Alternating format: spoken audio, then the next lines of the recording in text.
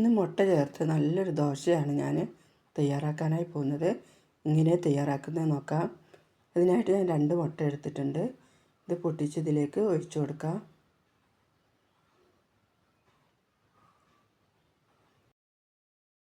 ഇതിലേക്ക് 1 സ്പൂൺ പഞ്ചസാര ചേർത്ത് കൊടുക്കാം. ഒരു നുള്ളു ഉപ്പും കൂടെ ചേർത്ത് കൊടുക്കാം. ഇനി നല്ലപോലെ ഒന്ന് ഇളക്കി യോജിപ്പിച്ച് കൊടുക്കാം.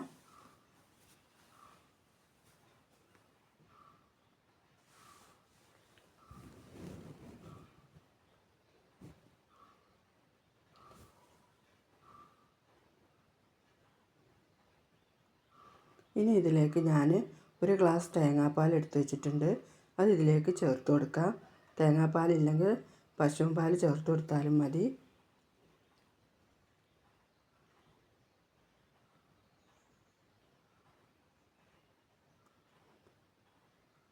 ഇത് യോജിപ്പിച്ച് കൊടുത്തതിന് ശേഷം ഇതിലേക്ക് 1/4 കപ്പ് മൈദ ചേർത്ത് കൊടുക്കുന്നുണ്ട്.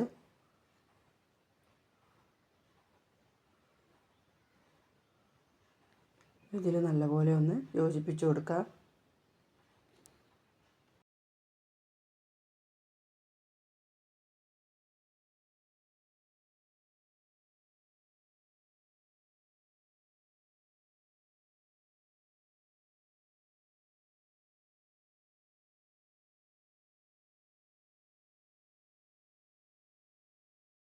യോജിപ്പിച്ച് കൊടുത്തിട്ടുണ്ട്. ഇനി നമുക്കിത് ചുട്ടെടുക്കാം. ഇതിൻ്റെ മാവ് ഇതുപോലെ ആട്ടോ നിൽക്കേണ്ടത്. കുറുകി പോവുകയും ചെയ്യരുത്, വെള്ളമായി പോവുകയും ചെയ്യരുത്. ഇനി ഇത് ചുട്ടെടുക്കാം. അതിനായിട്ട് ഞാനൊരു പാൻ അടുപ്പിൽ വെച്ചിട്ടുണ്ട്. അതിലേക്ക് കുറച്ച് നെയ്യ് ഒഴിച്ചു കൊടുക്കാം. നെയ്യില്ലെങ്കിൽ ഓയിൽ ഒഴിച്ചു കൊടുത്താലും മതി.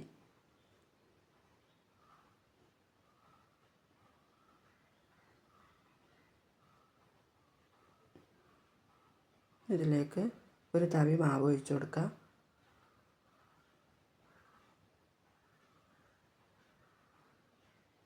ഈ പാത്രം കൊണ്ട് തന്നെ ഒന്ന് ചുറ്റിച്ചു കൊടുത്താൽ മതി.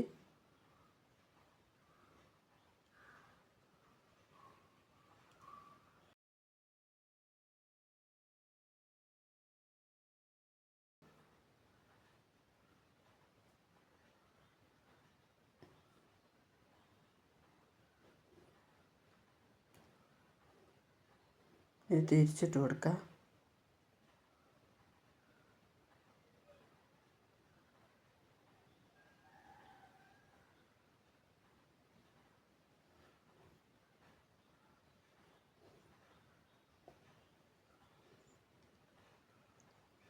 ഇതായിട്ടുണ്ട്. നമുക്കിത് പാത്രത്തിൽ നിന്ന് മാറ്റി കൊടുക്കാം. ഒന്നും കൂടെ ഇതുപോലെ ചുട്ടെടുക്കാം.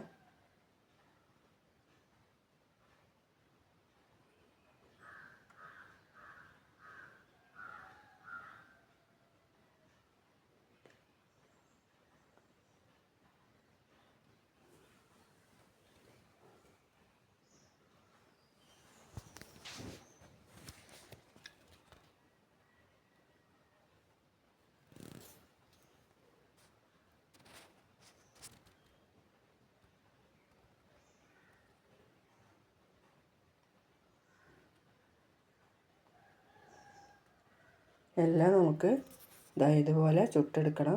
കുട്ടികൾക്കൊക്കെ ഇത് ഒരുപാട് ഇഷ്ടപ്പെടും കേട്ടോ. വളരെ പെട്ടെന്ന് തയ്യാറാക്കാൻ പറ്റിയ ഒരു ദോശയും കൂടിയാണിത്.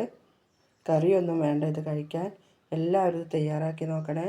വീഡിയോ ഇഷ്ടപ്പെട്ടാൽ സബ്സ്ക്രൈബ്, ലൈക്കും കമൻറ്റും ചെയ്യാൻ മറക്കല്ലേ.